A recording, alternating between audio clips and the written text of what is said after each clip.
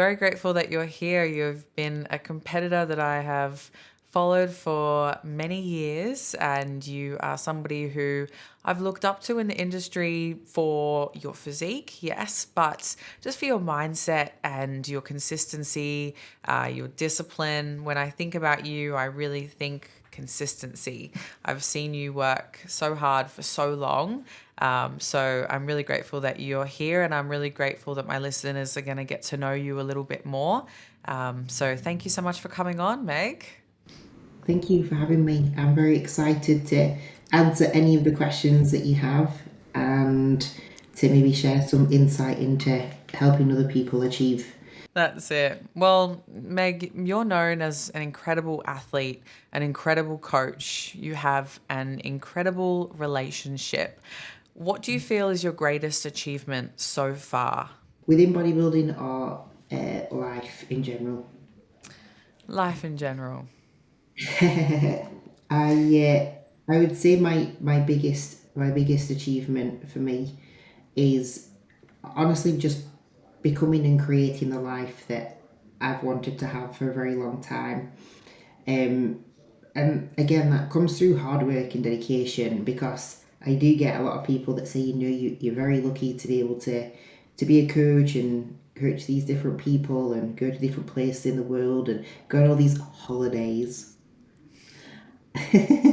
and obviously have the partner that you have, the relationship that you have, but none of that came from it just being given on a plate. Like I come from a very small, rough area in the UK, and I've had to work hard to get there. I've been very, very lucky, I guess, in people that I've met and who've become mentors for me, including my partner.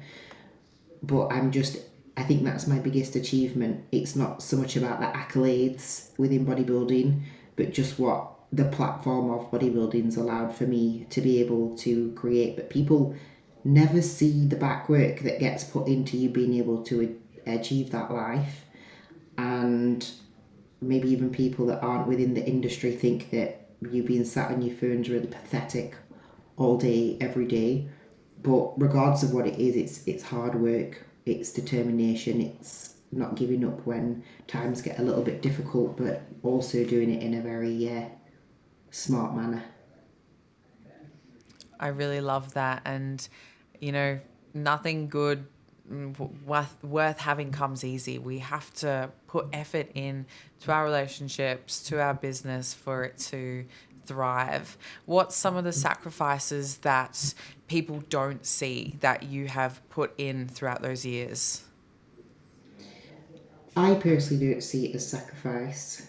I would have just seen it as hard work, but a lot of people would probably look from the outside in if, oh, Meg doesn't go to a party place with her friends every single weekend. She doesn't go out for meals every weekend and live a normal life. She doesn't go to her grandma's and enjoy a cake. I go to my grandma's and enjoy a black coffee, and she makes it very nicely.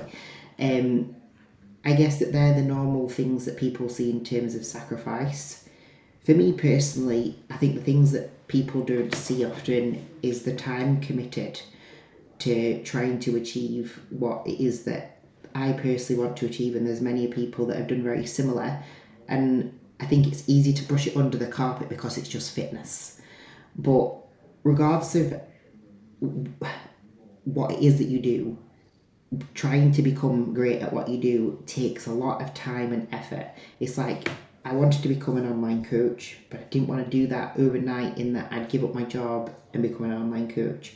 I balanced a full time corporate job alongside being a coach for a very long time until I started taking a step back from the corporate job.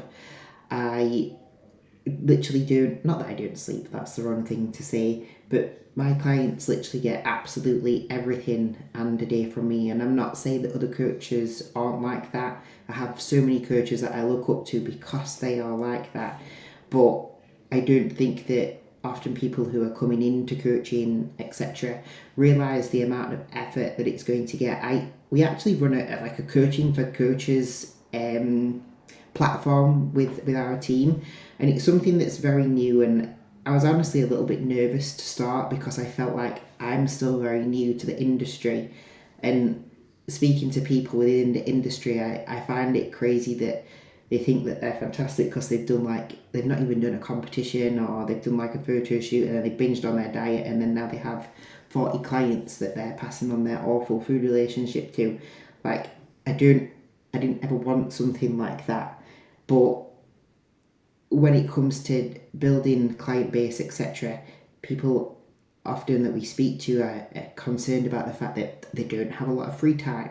They have to be on their phone quite a lengthy amount of time in the day, or whatever it is that they use, check-in app, email, whatever. They have to do the marketing, they have to do the sales, they have to be literally just as dedicated within that like they are their bodybuilding, being so consistent with posting and sharing, educating, posting about who you are as a person so that people can actually understand that and buy into that. It's big, and I wouldn't say a sacrifice, but I would just say that they're the types of things that you do have to be willing to do and give out if you want to be successful at anything. I couldn't agree more. It's my coach, Scott Goebel, he always jokes and says online coaching is just a glorified office job. Like, you just sit on your computer all day messaging and writing programs. It's really, that's all it is, right? Yeah, yeah. And then comes the therapy So, side. yes, yes. Yeah, I do that's a lot of I do a lot of posing coaching, and I it's a mixed bag, you know. I never know what I'm going to get when I sort of answer the phone. Sometimes I'm like, "Hey, how are you going?" and the client's crying. I'm like, yeah, "Oh, it's going to be one of those sessions today." yeah, yeah. I can imagine. And regardless of what environment you work in, if you're working with people, that's how it's going to be. Yeah, absolutely. So obviously you bleed consistency through your work, through your bodybuilding. Is that something that you've had all your life? Is it something you had to build up? Is it something you're still working on building up? I wouldn't say that it's anything that I'm building up right now. It's something I pride myself on. However, because I came from a background of competitive sport, prior to obviously being a bodybuilder, I was an Olympic level diver for Great Britain. Those types of mindset traits were definitely given from the off. But even if I go back to when I was a very young girl, my mum and dad, as much as they aren't into fitness, like their routine is locked tight. They wake up at a specific time. They are militant in how they're going to get all the stuff done that they need to do in the week.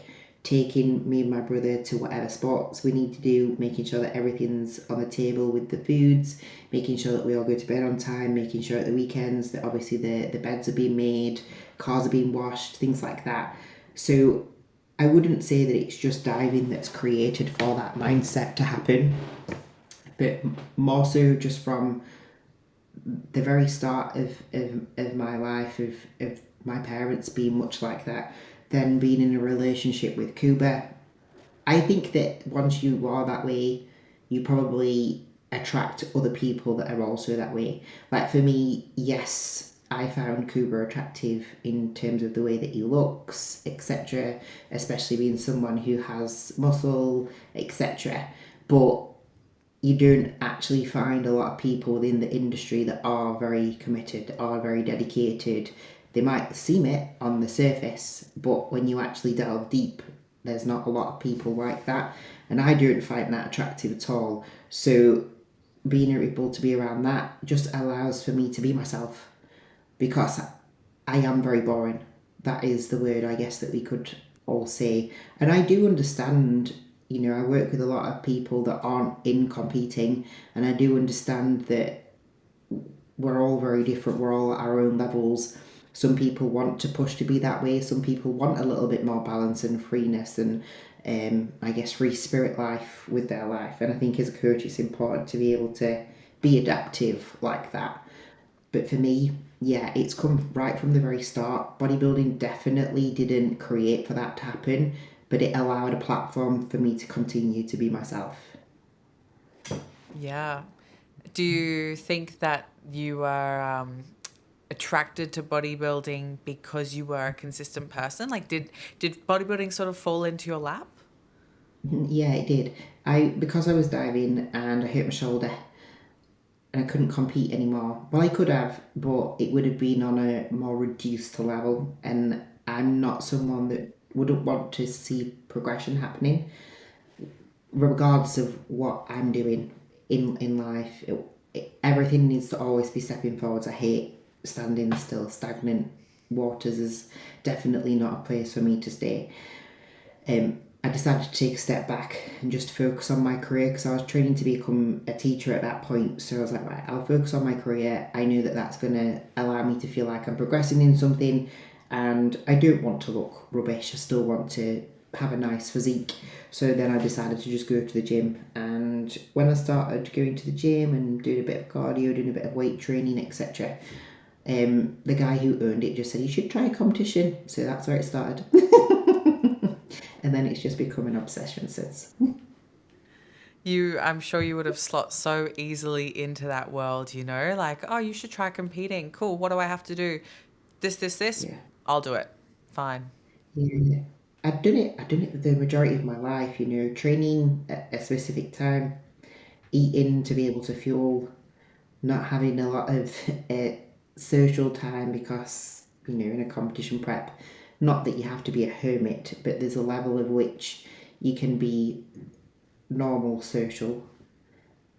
It's just more so you can go for a meal when it's time to go for a meal. You can spend a lot of time focusing on recovery away from the gym. And I've done that for so long that it was natural for me, a natural progression. It didn't feel hard to transition over. But I also understand why people that are or haven't come from a beginning like that they need nurturing. And I definitely got some nurturing when I was diving. So I understand what it means to build from the ground up. Potentially, maybe not in bodybuilding from a mindset perspective, but from a different background.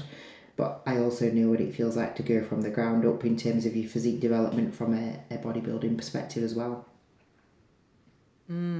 Yeah, that's really powerful, that reflection. There's obviously a lot of parallels with the diving and the bodybuilding, but just any elite sport. And coming from Yeah. a sport background as a kid, you just learn discipline. You learn that when you put effort in, you get results. And Yeah. I like what you said about that you have to nurture people that haven't had that experience. Do you find that people can completely transform the way that they are in terms of if they've never had a sport background, that they can bring that into bodybuilding? Yeah, I think it's actually potentially one of the most, what's the word I'm looking for? It's a really nice bit of an achievement as a coach to stand back and see the changes more so from, it's great to see the physical and it's great to be able to show the physical. Yes, that probably does bring in more clientele for people. We know that to a certain degree fitness is very superficial, which is fine.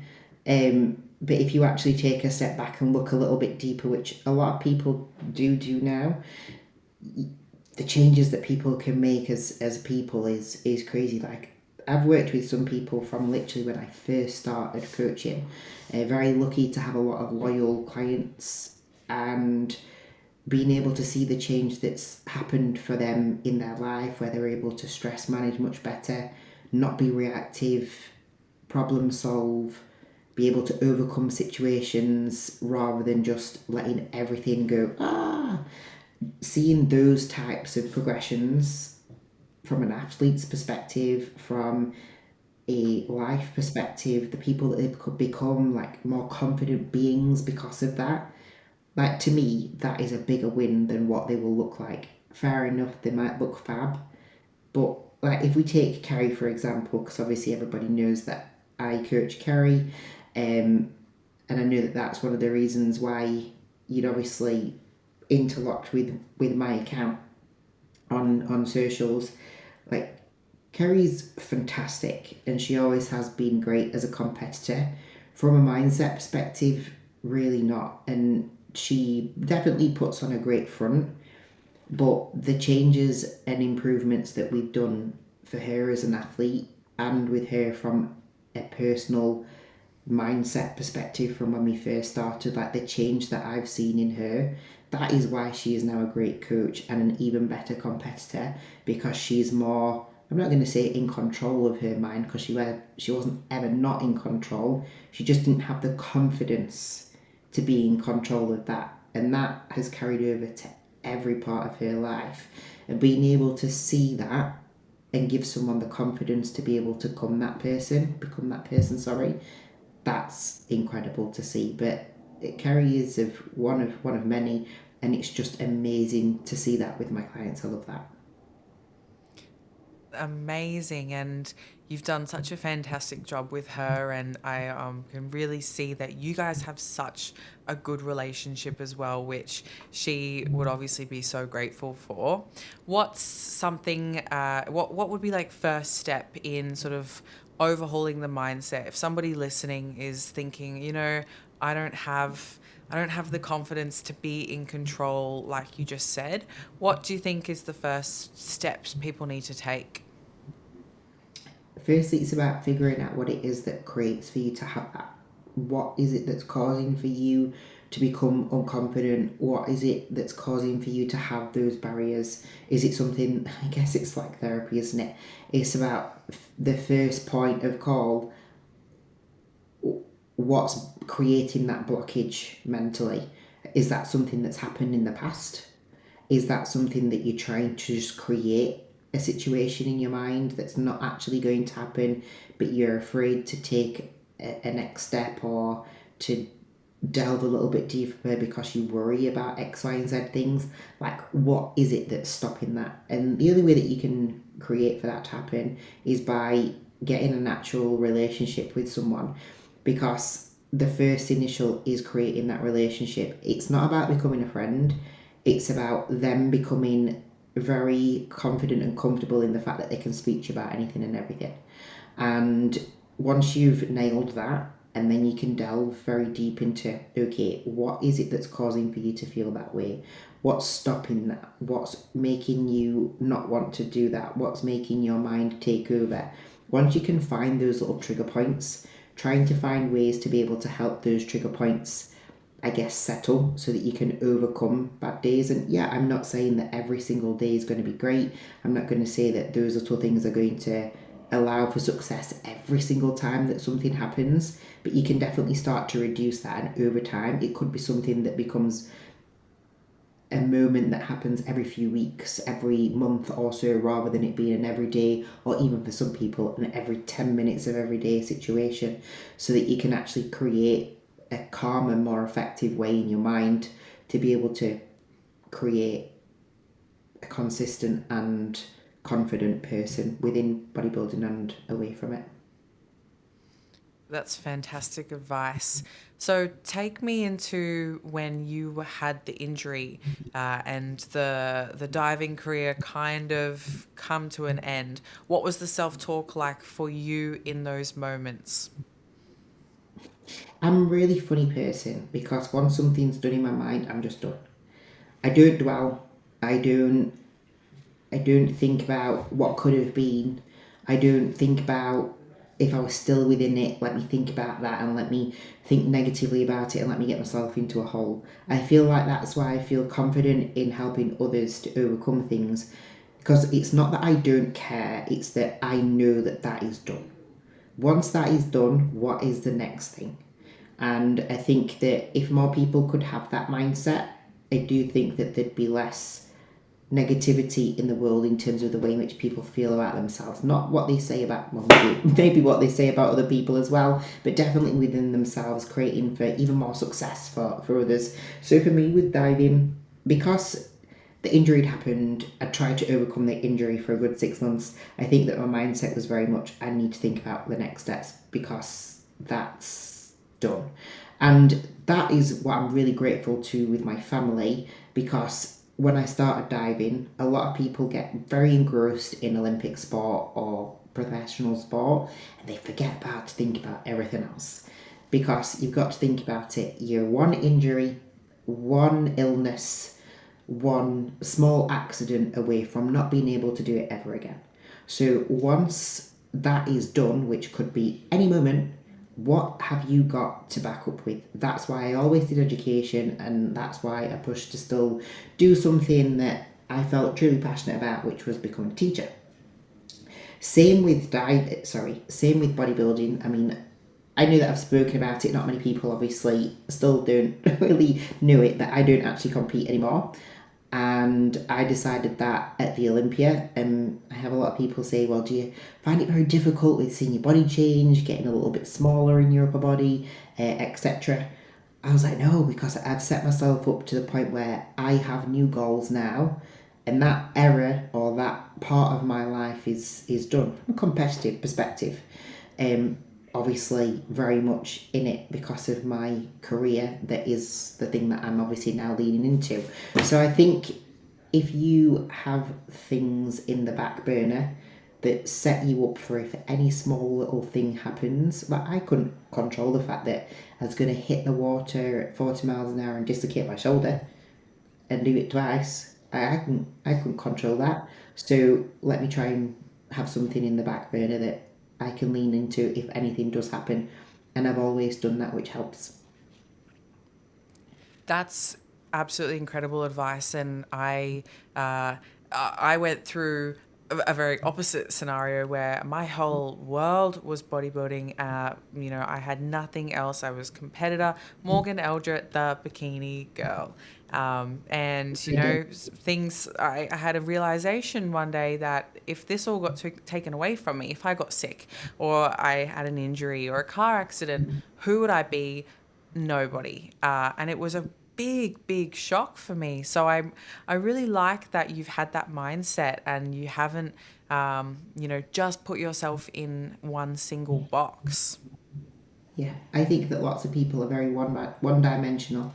And I'm not saying that you can be a master of all trades, but you can definitely have something that you're focusing on with small things in the background, that once those things, there comes a time in certain, especially competitive sport, that it finishes, that you need to have something ready to go. It's like for you, as much as yes, your career within the posing industry is very much related to bodybuilding, it's still very different. Like once you finish bodybuilding, you can still go to all the competitions, you can still very much educate yourself and encourage yourself about what makes an individual person the best bikini competitor, the best wellness competitor, etc.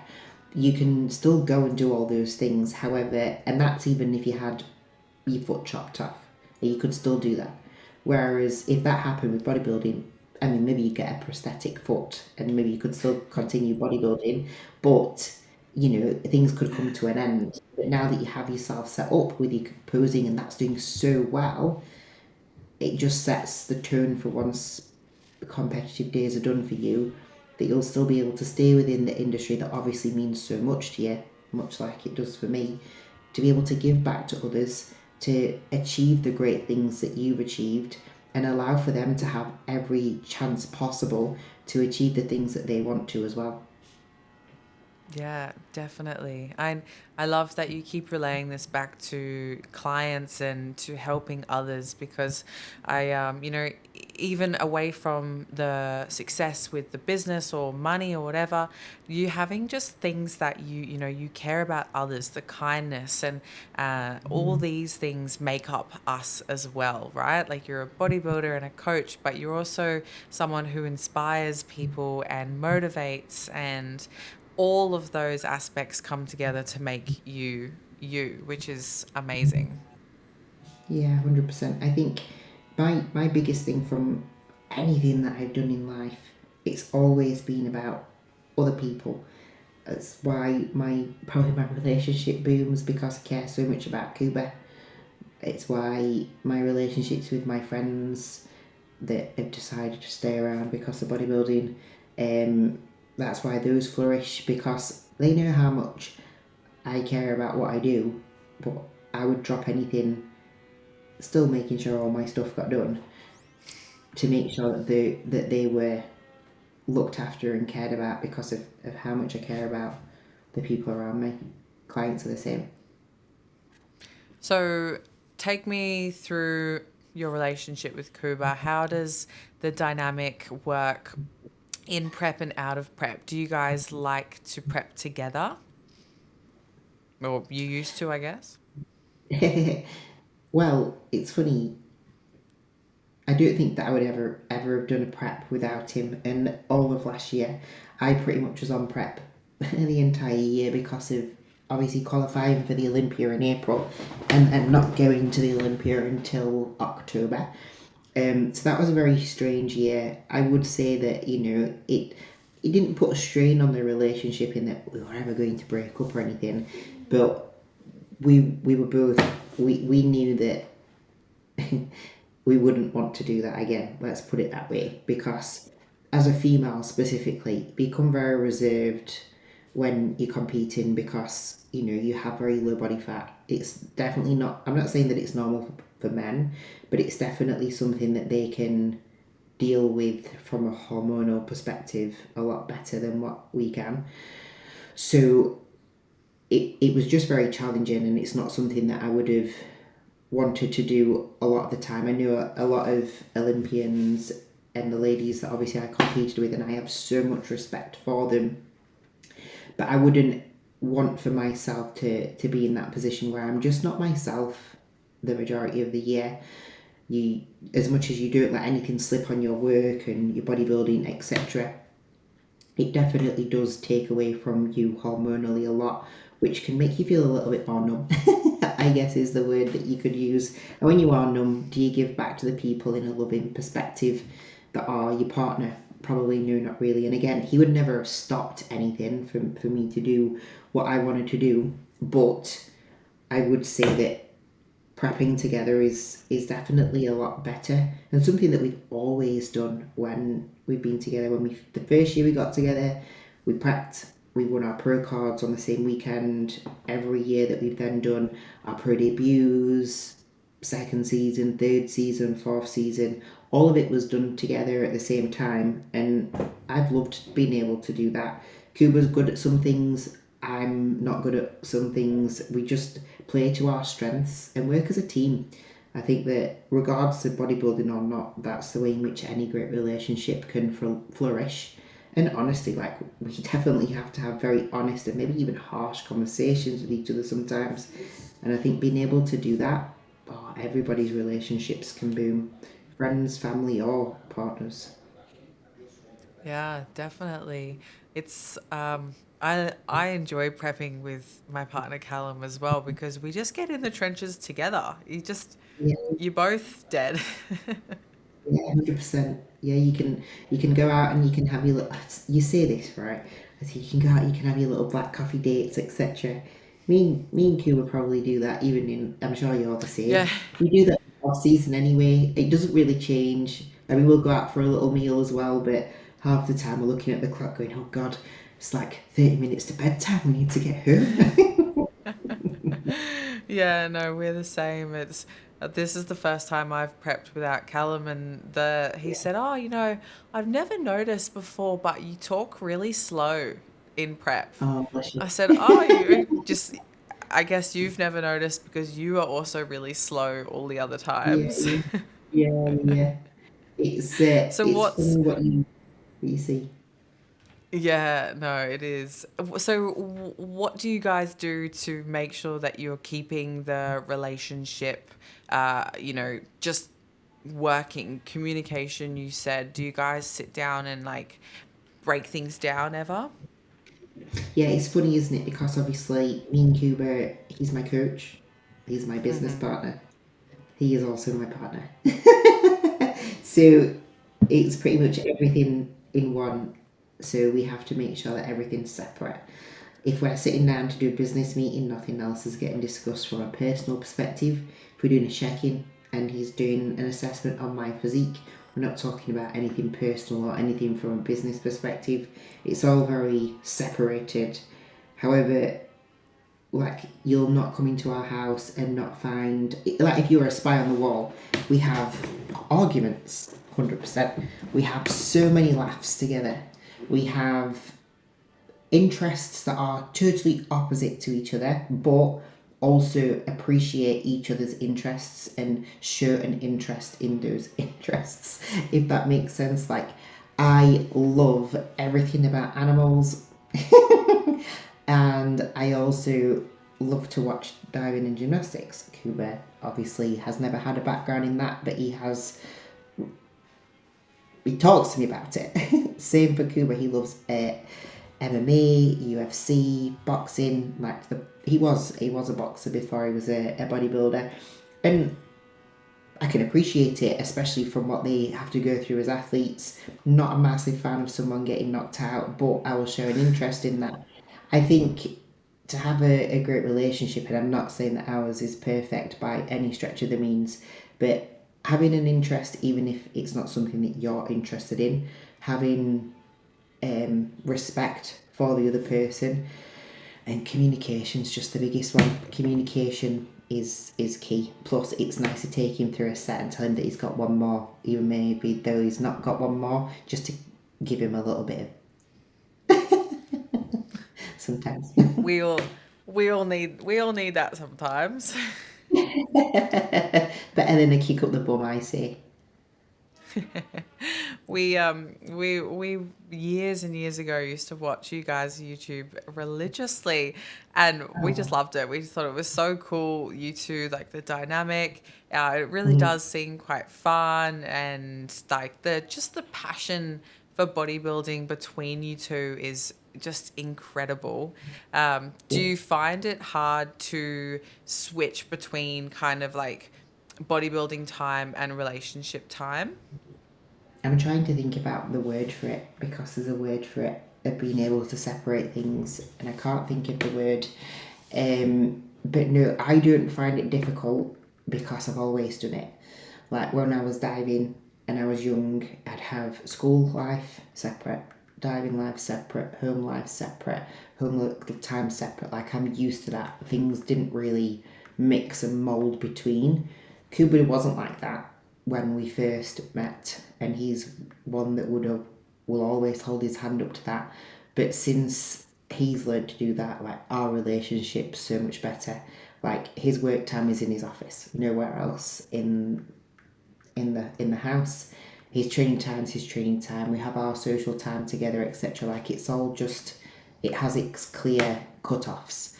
And I think that works incredibly well. I know when he wants to be alone. He knows when I want to be alone.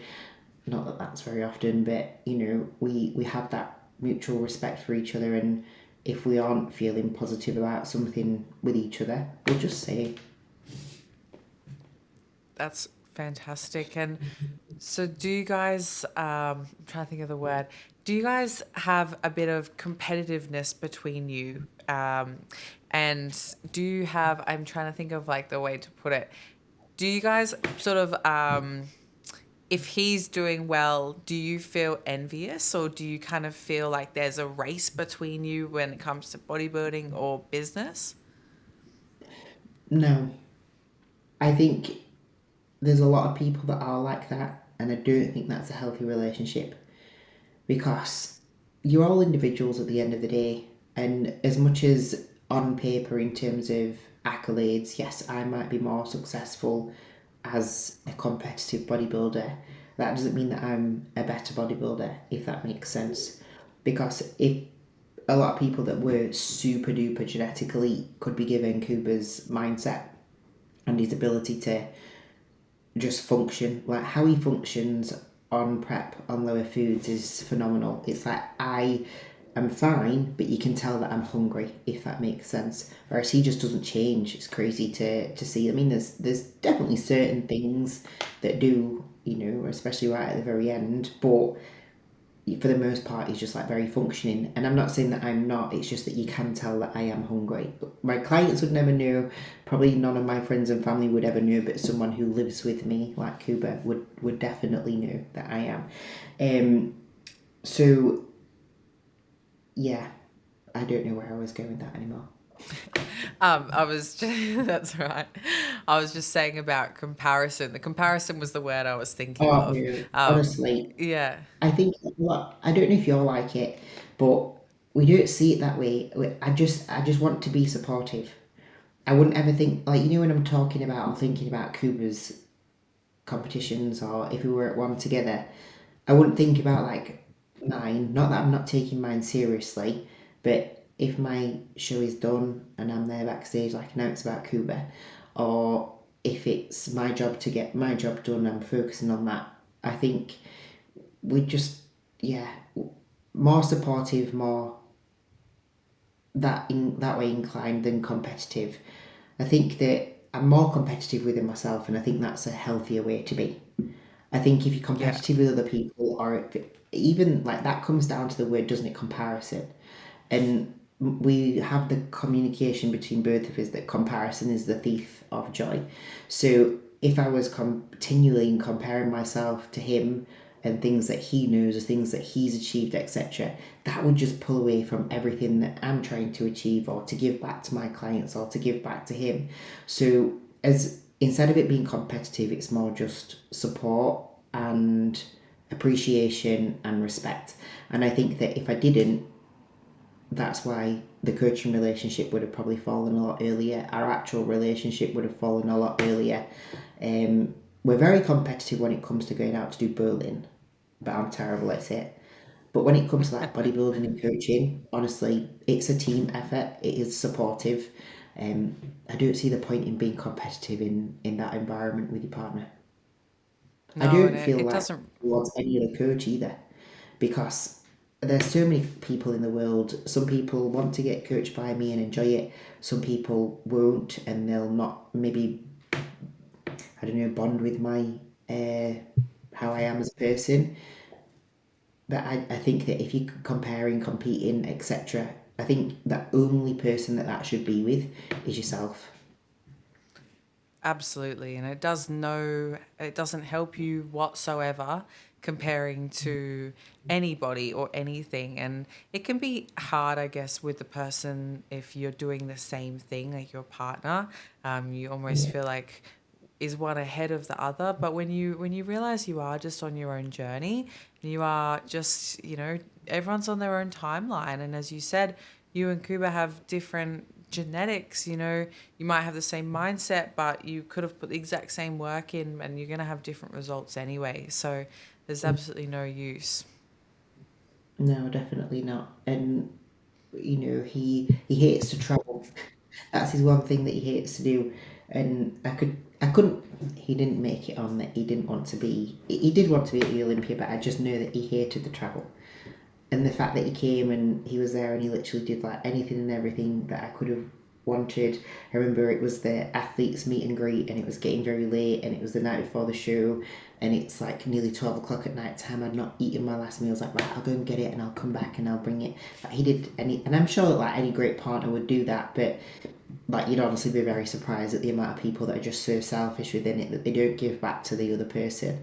So I think that as long as you've got someone who's supportive, regardless of whether you do the same thing, and I think we obviously have the business together, so his success is my success. So I want him to thrive. But then again, we did have separate coaching businesses to start with, and it was still the same thing. So yeah, don't be competitive. Just be competitive with yourself. Yeah, and I think like that really just comes from like that self-confidence as well. Like you are such a confident person in yourself because you are consistent. You follow through with the things that you say you're going to do. And so what's the use of comparing and judging yourself compared to your partner when you know that you're a hard worker, you're consistent, you do the things that you set out to do. And that Mhm. just makes you a confident person as a whole. Yeah, definitely. I think it's, being a female, you can be a very self-aware person. There's lots of pressures that comes with being a female, and I understand that wholeheartedly, especially with the amount of rubbish that I get online. But I also have every confidence that I know that I'm doing the things that I need to, and with that, nothing else matters. Absolutely. And how have you handled the self doubt, the haters? Have you had moments where you have listened to that negative self talk or that comparison voice in your head? Um, I think the first time I ever got a negative comment, I took that to heart, and then I had a bit of cry about it. And then Kim said, "What are you crying about? Because you've chosen to do the things that you've done that could potentially create for someone to have something negative to say." I was like, "Yeah, fair enough." And then from that moment on, I just didn't care. Um, I definitely had moments during my last prep, especially leading up to winning my shows, that had self doubt. I'd come in a first call out, but it was a very low level show, while there wasn't very many competitors within it, and bodybuilding's only developing over time. So there was definitely moments in that prep that I felt a little negative. I just kept reminding myself of, regardless of whether I'm feeling all of that, if I'm doing X, Y, and Z that I need to be doing, it's taking me to a place where I can bring my best. So, regardless of what the results are on stage, it didn't matter because I was always bringing my best. And that's what I'd always try to relate things back to, especially if moments of self doubt or even personal conflict slash reflection is happening. I always try and bring myself to a level ground first. That's fantastic advice, even just listening to that and knowing that the more that you can focus on yourself and your journey, the better. Did you find when you won, did you have imposter syndrome, or feeling like you didn't fit?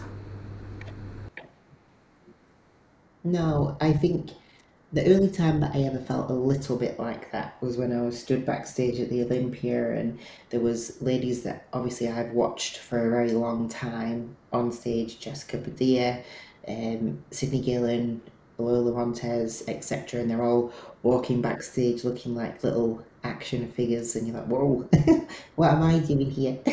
And then, yeah, and then I looked back at the pictures like, whoa, I actually look half decent. Fair enough, maybe just not very bubbly and round like they are because I just don't have that same genetics. But muscularity wise, etc., yeah, I'm pretty much there. Not a lot of definitely not a lot of size to be added. So yeah, I think I have had moments like it, but I do think that with imposter syndrome comes the reflection part of it, where you go, I am at the start of my journey, whatever it is, because there's always different parts of your journey where you'll then be back at the start.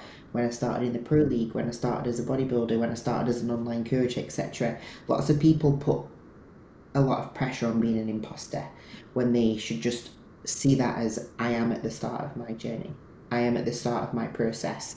So regardless of whether I'm going to get to where I want to be, because it's going to take building blocks to get there, instead of seeing myself as, oh, I shouldn't be within this industry, just see it as, I'm at the start. Every person that's in this actual industry has been at that point and they've built to where they've been. Let me use that as a source of inspiration rather than using it as a tool to almost knock yourself down before you've even gotten started. A source of inspiration instead of a tool to knock you down. I love that. And I wholeheartedly believe, being an imposter is probably a sign that you've done something right and that you've leveled up a little bit.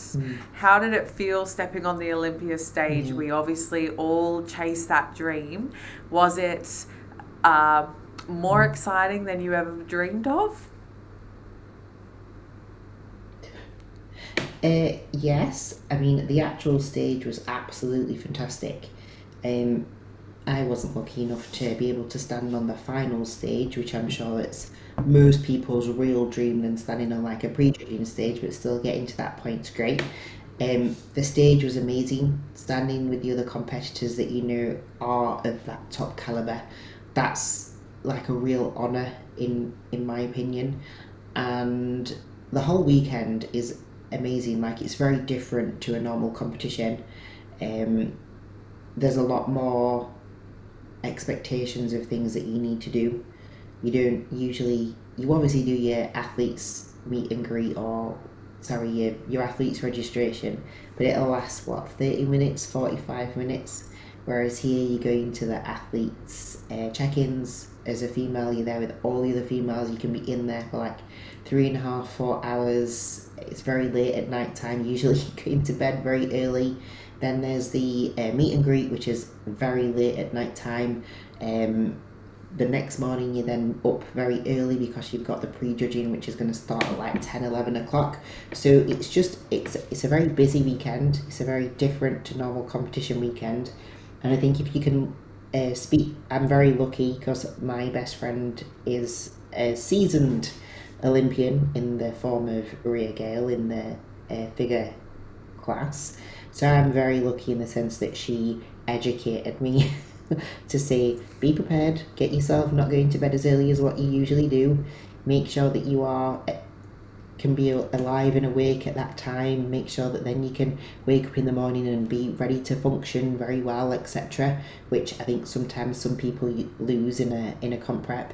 So I think having people like that in my corner really helped me to prepare for the Olympia, which I'm incredibly grateful for. It's one of those things you just see for so long and you watch on your live stream, but you never know what it's going to be like until you step into it, that's for sure. How was your mindset leading into it? Yeah, it was great. Yeah, it was the best that I felt. I didn't feel my best leading into my competitions at the start of the season. Quite depleted, I guess is the word. The first one, not so much. I was all good, but because I did 3 weeks back to back, they were in different states. The time difference was a little bit different. I'd been away from home a little bit, and I did feel a little bit homesick with my. There was times in those 3 weeks that I didn't feel my best. But actually going into Olympia, I felt fab because I'd been lean for the majority of the year. I wasn't on like really low calories. Had all my friends, my family, my partner with me. It was a great week. I was just very proud to be there. It's like not many people go and engross themselves in the fact that I'm going to go and train. I'm going to train alongside Olympia champions. I'm going to go and get some pictures. Like, the best day for me, it was the second day that we got there, and I went to Powerhouse Gym in Las Vegas. Obviously, Kyle owns that gym, and Aris has been. I don't have a lot of inspirations, especially from a competitor's physique perspective, because I can never look like anyone else. I think Sydney's amazing, but I wouldn't have ever called her an inspiration for me when it comes to her physique because I've never looked like that. However, her athlete mindset that inspires me, if that makes sense. Things like that inspire me. Same as Aris, her physique doesn't inspire me, and that's not because I don't think it's amazing because I thought she was absolutely phenomenal, but because I would never look like that, it doesn't inspire me. Whereas the fact that she's such a bodybuilder, even now to this day, you go and she's still so lean, but functioning lean because she loves it. She loves to eat well, she loves to train hard, etc. Like being able to be there, and I was getting my clothes up ready to do my posing, and she came over and she said, well, someone's been doing their homework. She was like, why are you putting heels on there as a women's physique competitor? I was like, oh no. My upper body had gotten quite big at that point. I'm not surprised that she said that, and she's like, you should push to do a bigger class. I was like, don't think that the push is in me for that side of things, but thank you, I appreciate it. But she helped me put my shoes on. She was looking at me when I was posing, like being able to appreciate a moment like that. I think that because most people are right at the end of prep and they feel dead and whatnot, like they just want to isolate themselves in their room, etc. I just took every moment that I possibly could from that weekend and ran with it. Even when I got off the prejudging stage, I would have loved to have come top 10. That was my ultimate goal. I mean, I beat the girl who came 7th or 8th twice that year, so I was a little bit frustrated that I didn't come in the top 10, but I did look a little bit big in my upper body compared to the start of the season. I was leaner, and they asked me not to get bigger or leaner, so I love to train, and being in prep for that long, my body was just running away with the condition. I couldn't change that.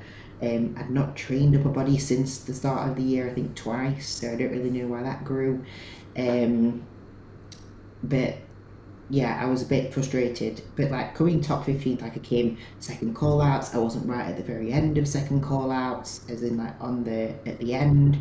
And yeah, I was really incredibly proud, and off the back of that, I still got up and went to all of the expo once I'd finished and met everybody on the different stands and being able to have pictures with everybody, people that are just other bodybuilders that just love it. I think that most people, because they feel so dead at that point, they don't want to do that. And for me, like I just made every moment of that weekend the best. I love to hear that because it is so important that we remember these moments and we cherish these moments. We chase for so long to achieve these things, and then if we're riddled with comparison or self doubt, or you're too tired and exhausted, those things they slip by. And I love that you got to live out that amazing dream with Iris. And I don't know whether that's a compliment. I hope that was a compliment about the going into physique, but I I think many people maybe would have took that as not a compliment, but any get any lady who's been that good that's going to tell you that you look like you're training, you're like, oh, yeah, yeah. I'll take that. Literally, that's amazing. It's that's so cool, and I'm sure she was, yeah, so awesome to see. And I do love how you just mentioned about, having those women that you don't really fit the mold of, like the Sydneys. Obviously you guys have completely different physiques and you can relate to the mindset, but how have you handled maybe knowing that you don't fit into that mold? Was that sort of a reason why you decided to not compete? Yeah, I guess that's one of the reasons. I guess the biggest thing for me was I didn't want to have to take assistance for a very long time. When I started, so when I started that, I said that I wanted to be done by the time that I was 30, but that I had gone to the Olympia by that point because I want to. The other goal was to have won a competition and not gone on points. Obviously, they don't do that anymore. You do have to win a competition to be able to go to the Olympia. Obviously, they're bringing that back now in bikini, slightly different, but for figure, it's still win a show, you go to the Olympia because there's not that many of them. So for me, the goal was set, and when I was getting closer to the Olympia, I didn't feel rubbish. I didn't feel negative, but in the back of my mind, I was like, this is my last prep. I have achieved everything that I want to achieve, but let me just go and see where I fare at the Olympia and make a full decision myself. These conversations happen more so within myself than with anybody else, so it was always my choice. But standing on the Olympia stage, I realised that I don't really need size. I need a very different structure to be able to do well within that class, and very different muscle bellies. Could I have potentially continued and maybe scratched the top 10? Maybe, and I'm not saying that I couldn't have, but to be able to be pushing any more of anything past that, I would have just needed a very different structure, and I'm very self-aware of that. I'm not saying I have bad structure, etc., but I just needed a very different structure. So I can reflect, I'm self-aware enough to know that is it worth the spin-off in terms of taking the assistance to what I could achieve that isn't like a given. It probably wasn't worth it. Plus I'd hit 30, I'd gone to the Olympia, I'd been on the assistance the amount of time that I'd committed to myself, that was all I was willing to do, and I like to stick to my guns. So for me, I didn't want any more changes. Some females don't care. Some females are willing to do whatever it takes. I have clients that are very much like that, and I respect that. That is their choice. But for me, that was enough for me, and I knew that I was definitely potentially never really going to achieve much more than what I had, which if I'd continued, great success, 100%, but it probably wasn't worth the spin-off to what changes that could have happened within my body utilising more assistance. Well, that's a really big achievement to come to that realization, and be confident in that as well. It's one of those things people kind of dilly-dally with, but you said before, you're one of those people that don't dwell. When something is done, it's done. And I think so many people can go half, maybe I will, maybe I won't, and they don't commit. But I love that you have just said, I've stuck to my guns, this is the time, and you've achieved amazing things, and amazing things that people could only dream of. So it's a fantastic career anyway. So what does success look like for you now? What's the next step? For me, it's about becoming the level of coach that I was competitor. So I'm not saying that they have to become Olympians or anything like that, but just a coaching business that I can allow for people to gain the same mindset, to give them the chance of becoming the best versions of themselves, regardless of whether that is stepping onto the Olympia stage or whether that is simply to just become the best version of themselves in the gym. I want that to be my motto, and I want to have success within that. And I'm not saying that I haven't already, but I just feel like that can be one of my just main focus points now, that competing is finished with, and I'm never going to stop being a bodybuilder. I would say that compared to 99% of most bodybuilders, I'm still more consistent. 100%. My sleeping, my eating, my training, yeah, that's never going to change because I've always done it. I've always been that way. Don't really see it as being a bodybuilder, but just someone that lives a healthy lifestyle. And yeah, for me, it's about coaching others to allow for them to have the same mindset as what I do to achieve great results. That's incredible, and I'm so excited to witness that. I obviously have a posing client, Cassie, who is coached by you, and she speaks so highly of you, and you have transformed her mindset. I'd like to hope that I have helped as well a little bit there, but she has become such a more confident athlete, and really intentional, and I'd love to see that. So you've done an amazing job with her, and I think you're going to do an amazing job with everybody else that follows along.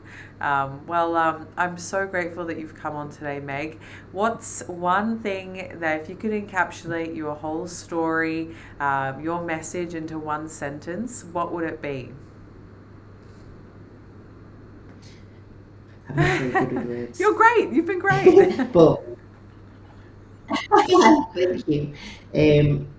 Be dedicated, be consistent, be a savage. If anybody tells you that they can't, or that you can't do something, prove them wrong, but through your own want to do that, not because you want to prove someone wrong. If you commit everything and dedicate your life to something, you will be able to achieve success.